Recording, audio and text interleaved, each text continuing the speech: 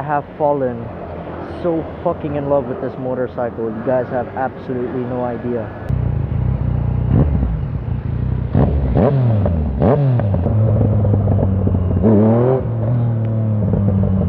You see that power? That low end torque. That low end fucking torque, man. It's fucking freaky. It's so eerie. Check this shit out. Check this shit out, guys.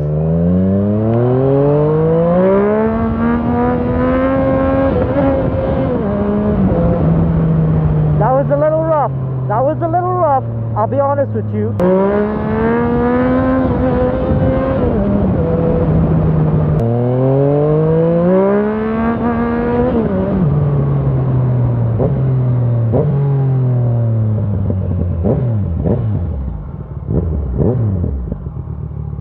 This motorcycle, I actually started off with me borrowing it from a friend of mine, Marco. I've been friends with this guy for fucking 10, 11 years, man. Almost, or if not, over a decade. I was just using the motorcycle to make content and you know, try it out, and I actually absolutely fell in love with it. So what we planned was, he wanted to actually sell the bike, but he wasn't able to find anyone to. He wasn't actually able to find anyone to buy the motorcycle off him, because it's pretty rare that people want to buy an MT09. So I obviously don't have 160 million laying around, and I actually managed to make an agreement with him for monthly finance, which is how I've been able to afford this motorcycle. And I'll be completely honest with you guys, I wasn't planning to get this motorcycle. I didn't want to get a big motorcycle, but I ended up getting one. Simply because I fell in love with this one so much. Now, I've tried a CBR 1000, I've tried a ZX-10R, I've tried an S1K, I've tried a fucking Diavel 1300, but nothing screams power and nothing makes me orgasm more than this fucking motorcycle, because the amount of power it has in the low end RPM. The power band is so low in the RPM rev ranges that it's just, it bites, it kills you. It's so fucking amazing. Like, you guys saw a little bit of the power earlier, right? Let's get into this video. Let's talk about whether this motorcycle is actually worth it or not, because there are a couple of caveats, there are a couple of complaints that I have. Roll the cinematic.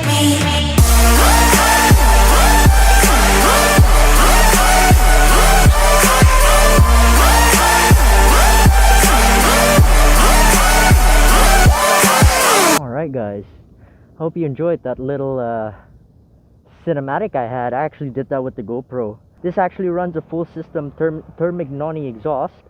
The issue is I did take off the sticker because there was some rust under there. It was all mucky and dirty, so I just took it off. This motorcycle does 120 horsepower with a full system exhaust. Stock it does 115. It's only around 187 kilograms wet. This motorcycle is here to defeat and combat with the Kawasaki Z900, even comparable to the Z1000. Oh wow, it's a Rebel right there. And the power output of this motorcycle is so fucking insane, even when you compare it to the liter bikes on the market. When I first got this motorcycle, there actually was an oil leak here in the clutch cover, in the tensioner, and under there in the oil pan. But I managed to get it fixed for very cheap due to a very kind friend of mine. The motorcycle has 3 riding modes. A is the fastest mode this motorcycle has. STD or standard is the standard mode. And B is sort of like raid mode, where it's the power is tuned down a little bit. Now, the different riding modes here doesn't actually do anything to the input inside the internal combustion engine itself. So it does not increase the fuel mapping, it does not open up the airflow more or anything like that. It only adjusts the throttle by wire to make the throttle a little bit more sensitive. And I can actually show you guys. In A mode, this is what it sounds like. If I rev it up a bit, if I blip the throttle. See, I'm tugging on the throttle like tight, like very slightly, and there's a lot of feedback for a very little input. If I go to standard, sorry, let's go to B first.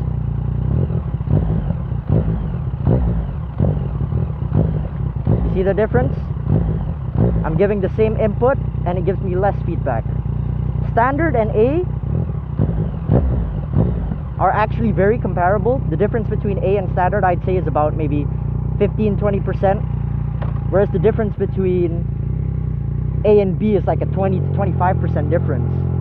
Standard to B is again about, I'd say, maybe 15% difference. There's not that big of a difference. but I always stick with standard mode because A is just absolutely way too twitchy for no good reason at all. Look at how, even at standard, look at how twitchy it is.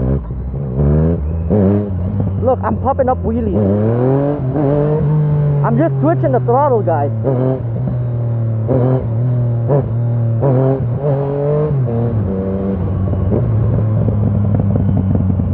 This motorcycle is so fucking twitchy, and that brings me on to another point about this bike. As we discuss whether this motorcycle is actually worth it or not, owning this bike for about 4 months now, I've looked at the dimensions, I've looked at the way this motorcycle was set up, from the suspension to the power output to the throttle by wire settings, and this motorcycle actually really feels like Yamaha purposely designed it to be very quirky, to be very weird, to be very twitchy, and specifically, very specifically, Yamaha designed this motorcycle to be very sketchy. The MT09 notoriously has a suspension setup so bad that makes the cornering feedback very fucking bad too. Like, I'm telling the bike to go right and it's not listening to me. Look, it's constant effort to keep the motorcycle to the right. You have to use your body to actually move the motorcycle. Outside of just counter steering, your body positioning is also fucking needed. The amount of power this bike has and the way the suspension is set up, it's actually very fucking sketchy, and I feel like Yamaha did that on purpose. I swear. This bike is very quirky. Just from the speedometer position itself, you can see how it's on the right as opposed to the middle. This is because it's a 3-cylinder. A 3-cylinder is an odd number. 3 is an odd number. So this bike is also a little bit odd. I believe Yamaha specifically did that. Like, if you look down like this, you can see the way the engine is also, one is in the front, one is in the back. You can see the color. I don't know if this is just my bike, to be completely honest with you, but the sliders are also different colors. Now, these did come aftermarket, but they were specifically made for the MT09, right? So you could say that's the con of the bike, but I actually love that about this bike because it gives it so much character. Just the amount of power it has.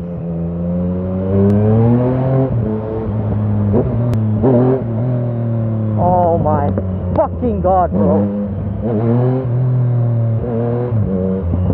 This bike is so fucking powerful, I'm telling you.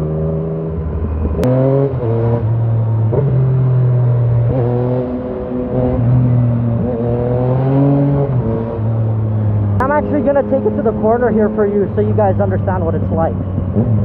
And this is what makes it so sketchy as well, is that the suspension is so fucking squishy.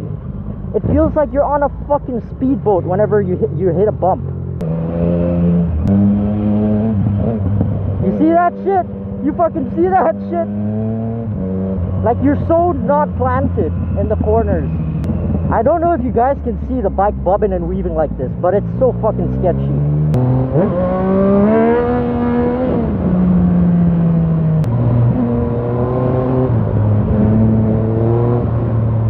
I've also had a speed wobble on this motorcycle going 170. I've actually had speed wobbles on 4 separate occasions that I've saved due to my skill and technique. Simply all I did when I had the speed wobbles were I was very light on the front and I gripped the tank with my knee. That's all you can do. You do that and you pray to Allah a little bit, you'll be fine. So yes, if you ask me, this bike is very fucking dangerous to those that don't understand how to ride a motorcycle properly. So I would not get this motorcycle as a first bike. Absolutely fucking not. Up until this day, I have never full throttled this motorcycle. I've never experienced the full power. I've gone about halfway, or maybe about 60% of the way to 70% of the way. Bear in mind, guys, I weigh 60 kilograms. So you do you. Here we have a little bit of traffic. And this is another thing I actually love about the MT09. Is it's very enjoyable to ride in traffic. It's not very bad. Heck, even I'd say a Z1000, if you're riding that in traffic, or even a Z900, because of its sheer weight, the Z900 weighs 213 kilograms, guys. This has the same engine minus 1 cylinder. They're both 900s, and this only weighs 187 kilograms in comparison to the 213. This feels like a fucking bicycle, I'm telling you. And on top of that, it doesn't get very hot. It's right now at 102 degrees, and I've been mostly on idle for about 10-15 minutes now in traffic. It feels pretty nice going in and out of traffic. Like for example, check this out. That's another thing that helps actually with bobbing and weaving in traffic is the torque. The low end torque helps so much bobbing in and out of traffic. So long as you're very gentle with the throttle, because a little bit of input gives you a lot of feedback. I'm not sure if you guys can hear it, but the fan is actually going off right now. So the fan system of this motorcycle, as you can see, this is the hottest it'll ever get for me. The hottest I've seen it go up to is 111 degrees Celsius. The fan turns on at 105 degrees C, and it turns off once the engine temperature goes down to 100 degrees C. Oh well, this is not good. Sabar! Sabar! Check this out.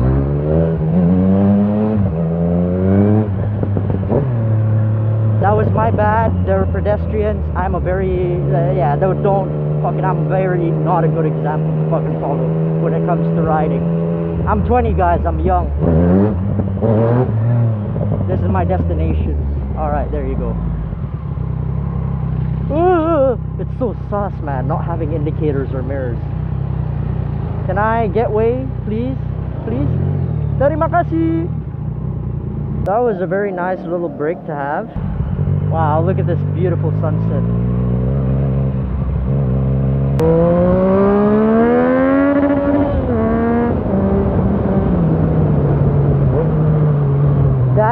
That is fucking power, guys. Let's fucking go. Oh my god, this bike is fucking so nice to ride, man.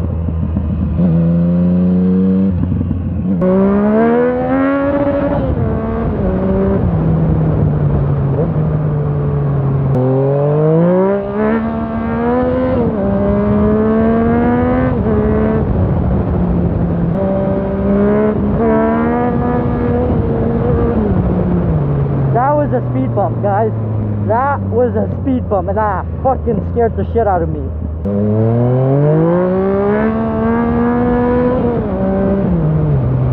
And the footsteps are quite a lot more pointed to the back than a standard naked bike, because this isn't just a naked bike. The MT09 is classed as a street fighter. It encourages naughty riding just by the seating position. So, to be completely honest with you guys, I totally think this motorcycle is worth it, especially in Bali.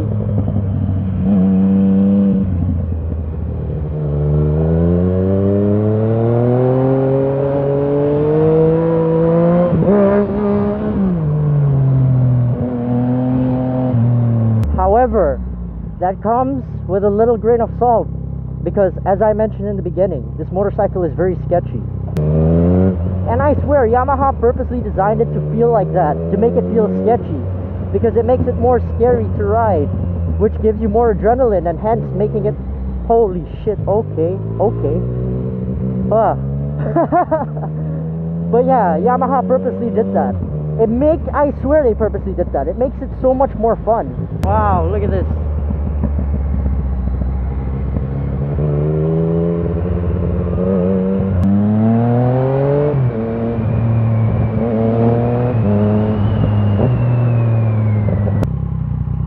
Sunsets are beautiful, the views are nice. Let's take this bike a little off-road, shall we? Tires skid so easily, holy shit. Where am I gonna park? Alright, wow, look at that. Super nice and quiet.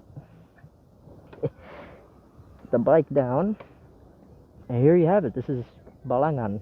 We went through Dreamland area and all the way through Balangan Beach. And yeah, it's just absolutely stunning over here. I love just sitting over here, enjoying the view, enjoying the sunset. This is Peak Bali, guys. I hope you enjoyed this video. Thank you very much for watching. And absolutely, as always, stay blessed.